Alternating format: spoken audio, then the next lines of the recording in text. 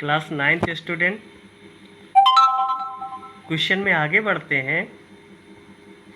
Question number 6 तक हम complete करा दिए थे, एक बार देख लेते हैं। हाँ, ये 4 mm तक हो चुका था, तो ये सारी बातें हो चुकी थी। तो क्वेश्चन नंबर 7 आता है, what is the importance of the universal law of gravitation. क्या इम्पोर्टेंस है यूनिवर्सल लॉ ऑफ ग्रेविटेशन का? The universal law of gravitational proves that every object in the universe attract every other object. ठीक, gravitational force binds us to the earth. It is the reason for the motion of the moon around the earth and planets around the sun. It causes tides due to the moon and the sun. High tides occurs at the side where moon pulls. Okay, ये था question number 7, that is the importance of universal law of gravitation का। Question number 8 में आते हैं, what is the acceleration of free fall. तो बेटा इसकी theory हम लोग पढ़ चुके हैं, अगर थोड़ा सा रिकॉल करो अपने दिमाग को तो चीज़ें आपको आंसर मिल जाएंगी। फिर भी हम दे रहे हैं answer, a free falling object that is falling under the influence of gravity. When it falls, there is a change in velocity that in an acceleration is associated with it. Acceleration of free fall is denoted by capital G and its value on the surface of the earth is 9.8 meter per second square.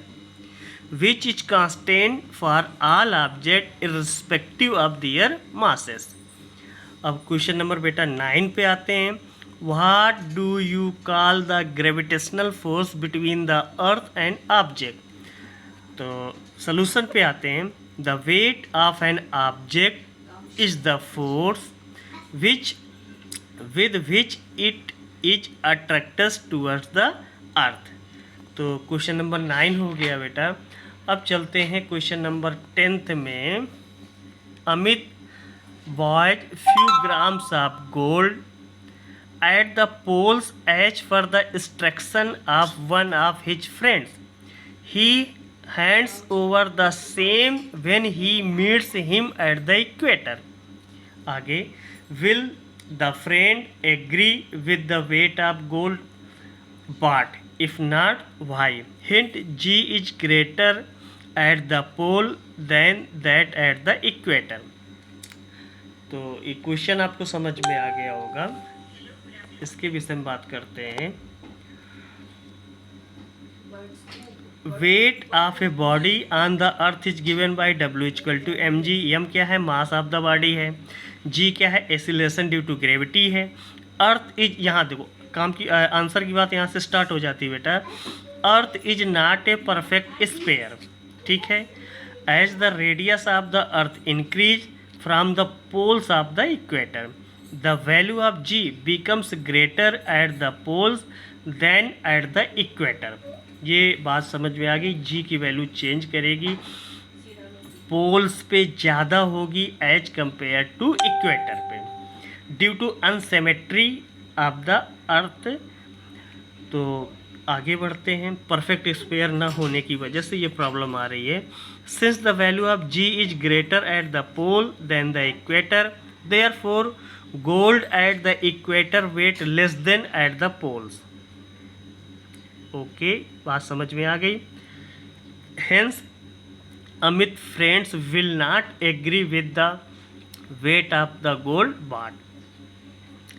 एक question और complete करते हैं, 11 है, why will a sheet of paper fall slower than one that is crumbled into a ball.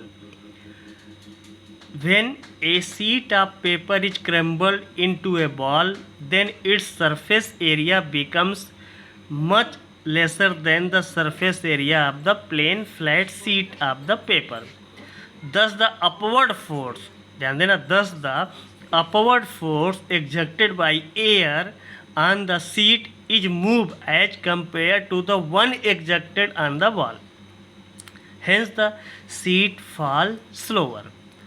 Okay, तो ये थे आपके question, और अब जो भी बचे हैं तो कल के वीडियो में मुझे लगता है एंड पे पहुंच जाएंगे, नहीं होंगे तो नेक्स्ट टर्न पे फिर कंप्लीट करते हैं क्वेश्चन को। तो आपके एनसीईआरटी से रिलेटेड सारे क्वेश्चन ग्रेविटेशनल के कंप्लीट हो जाएंगे, तो आपका ये चैप्टर फिर पूरी तरीके से फिनिश्ड हो जाएगा।